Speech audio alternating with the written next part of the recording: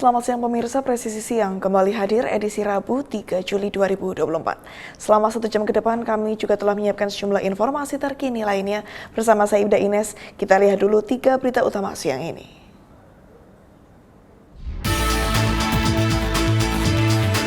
Polda Sumatera Selatan menggelar upacara puncak peringatan Hari Bayangkara ke-78. Dalam kesempatan ini, Kapolda Sumsel menyerahkan penghargaan Kapolri kepada 14 tokoh daerah Sumatera Selatan.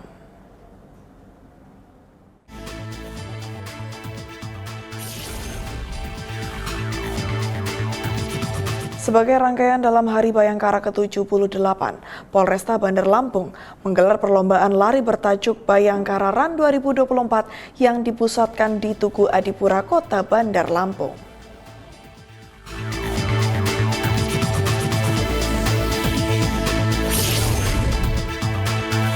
Satuan Reserse Kriminal Polres Bogor berhasil menangkap 4 wanita karena mempromosikan judi online. Salah satu di antaranya diketahui masih berstatus sebagai pelajar SMA.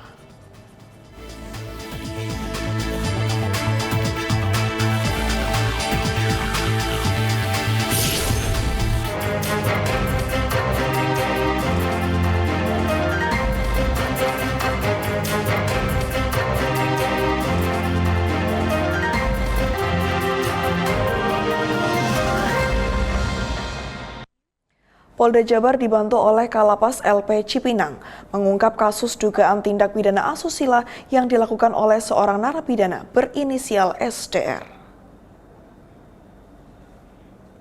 Kabid Humas Polda Jawa Barat, Kombes Pol Julius Abraham Abbas menyampaikan awal kejadian pada bulan Maret 2024 di mana korban berinisial AN 13 tahun berkenalan dengan seseorang yang mengaku berinisial SDR melalui media sosial.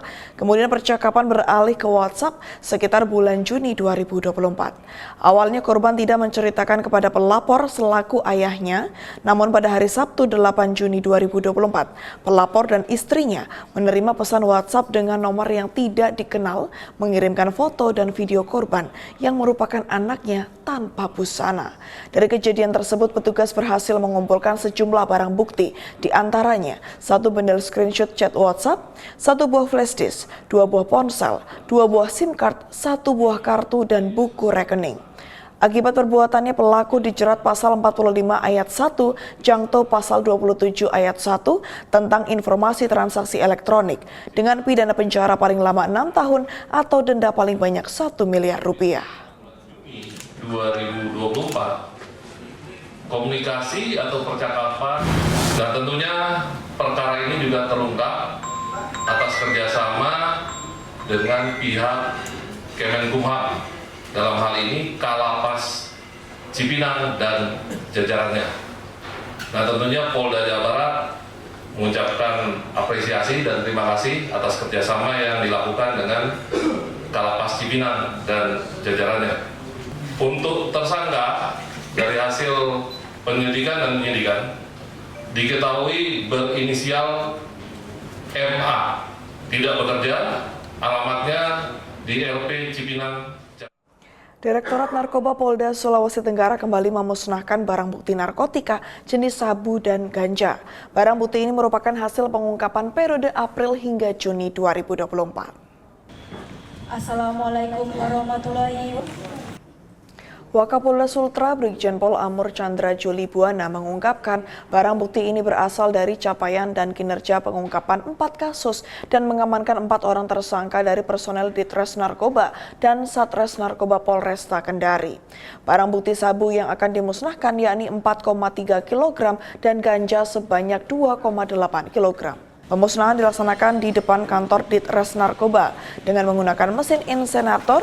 Dan pemusnahan barang bukti narkoba ini turut dihadiri oleh jajaran stakeholder di antaranya Kejati Sultra, BNNP Sultra, Pejabat Utama Polda Sultra, Pengadilan Negeri, Kejaksaan Negeri, Badai POM, serta BNN Kota Kendari.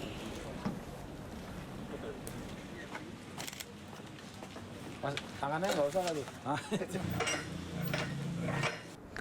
Satuan Reserse Kriminal Polres Bogor dalam 5 hari terakhir berhasil menangkap 4 wanita karena mempromosikan judi online. 1 di antaranya 4 perempuan ini diketahui masih berstatus pelajar sekolah menengah atas.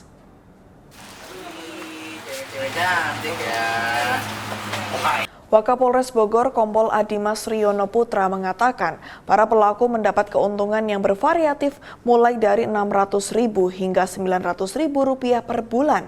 Dalam penangkapan para pelaku dalam mempromosikan judi online, Polres Bogor menyita beberapa unit ponsel, akun media sosial hingga akun mobile banking.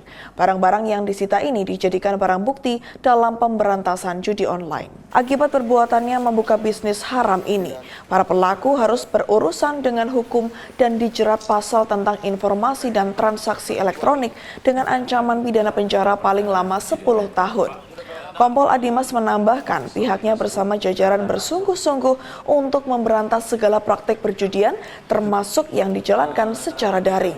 Sebab kejahatan ini dinilai sangat berdampak pada kehidupan sosial masyarakat secara luas. Yaitu AP, atas nama AP. Modus operandi yang digunakan oleh para pelaku tersebut adalah menggunakan akun media sosialnya yaitu Instagram untuk digunakan mempromosikan judi online, judi online yang dimana mereka para pelaku ini dalam 1 bulannya dalam mempromosikan akun judi online yang ada di Instagramnya tersebut mendapat keuntungan Rp600 sampai Rp900.000. Nah, jadi dari akun tersebut ketika diklik dia akan mengarahkan langsung ke link ataupun website. Pemirsa, 2 pria berinisial GS dan AN diamankan oleh unit Reskrim Polsek Tambora, Jakarta Barat setelah tertangkap basah mencuri kabel tembaga milik perusahaan listrik negara.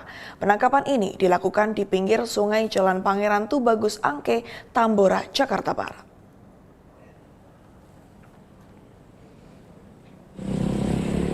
Dalam rilisnya, Kapolsek Tambora Polres Metro Jakarta Barat, Kompol Doni Agung Harvida menyampaikan pengungkapan kasus ini bermula dari laporan PLN yang mencurigai adanya pencurian kabel yang menyebabkan gangguan layanan listrik. Dari hasil penyidikan, kedua pelaku mengaku bahwa aksi pencurian ini bukanlah yang pertama. Pelaku mengaku sudah 2 kali mencuri kabel tembaga PLN dan menjualnya ke seorang penadah di daerah Cengkareng. Saat diamankan, pelaku telah mengantongi lebih dari 9 kg kabel tembaga.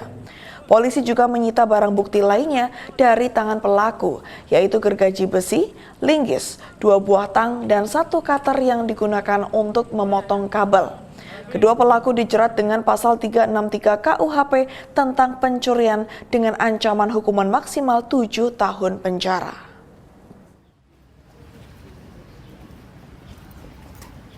Yang dicuri adalah kabel tembaganya sudah 2 kali dan tembaga kabel tersebut dijual kepada seseorang yang menurut pengakuan dari tersangka dijual di daerah Cengkareng. Saat ini masih dalam penyelidikan dan pengejaran oleh anggota Polsek Tambora. Kemudian adapun hasil yang didapat dari penjualan kabel tersebut per kilonya itu dijual seharga Rp120.000.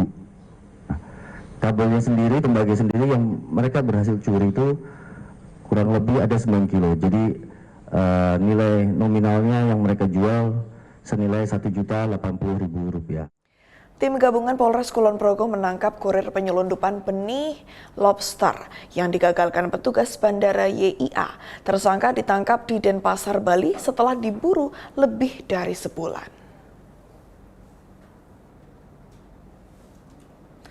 Kapolres Kulon Progo AKBP Nunuk Setiowati mengatakan tersangka DW merupakan warga Buleleng, Bali.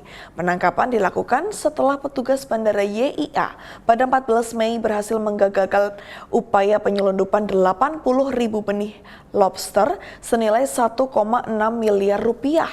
Diketahui tersangka merupakan kurir yang akan menyelundupkan benih lobster ke Vietnam. Sementara pelaku mengaku telah 2 kali menyelundupkan benih lobster melalui Bandara YIA. Pelaku juga mengaku tidak mengetahui jumlah benih lobster, namun ia juga dijanjikan akan diberikan upah senilai 5 juta rupiah. Dan saat ini polisi masih mengembangkan kasus ini karena diduga ada beberapa pelaku lain dalam jaringan ini. Atas perbuatannya tersangka dijerat pasal tentang perikanan dan tentang karantina hewan, ikan, dan tumbuhan dengan ancaman hukuman maksimal 8 tahun penjara. Plastik warna hitam, 40 busa warna putih, 1 lembar.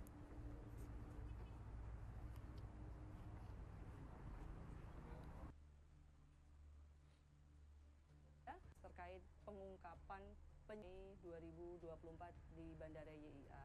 Kerugiannya adalah BBL sejumlah 80.000 ekor atau